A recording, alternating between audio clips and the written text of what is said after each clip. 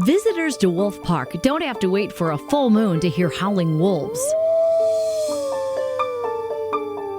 A really popular thing is to come to Howl Night, and that's in the evening when the wolves are typically kind of active anyway, and you hear a talk about how wolves communicate with each other, and then you get to howl and the wolves will howl back, and it's really fun. Walking tours, summer camps, and even photography seminars allow visitors access to wild wolves in a safe and natural environment. Our wolves, we raise them here so that they're not so afraid of people, which is wonderful because then you can see them up close and they're not afraid of you, and they'll come right up to the fence and sniff you and say hello. This kind of interaction wouldn't be possible without former Purdue University professor and Wolf Park founder Eric Klinghammer.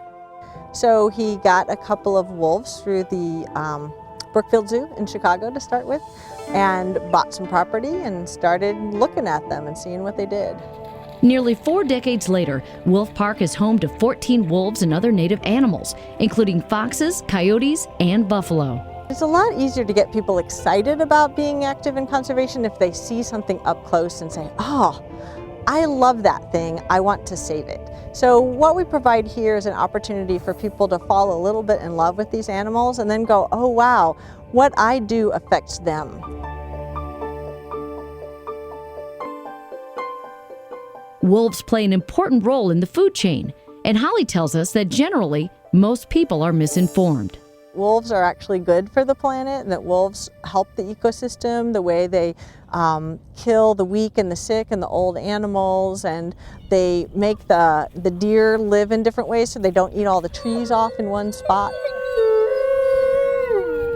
For many, one visit to Wolf Park isn't enough.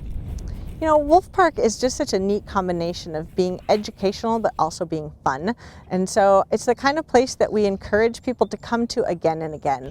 One of the neat things is to come back, say, come in the spring, like today we saw that bison calf. Come back in the summer, see how big it is. You know, if we have puppies in the spring, come and see them when they're little, then come back and see them when they're grown. And you can really kind of learn about the wolves in a really personal way and get you feel like you kind of know them a little bit when you come here more than once. So it's not like the kind of place like where you just go, okay, I've seen it, been there, done that. You know, it's a place that you can get involved in and feel like the wolves are part of your family a little bit.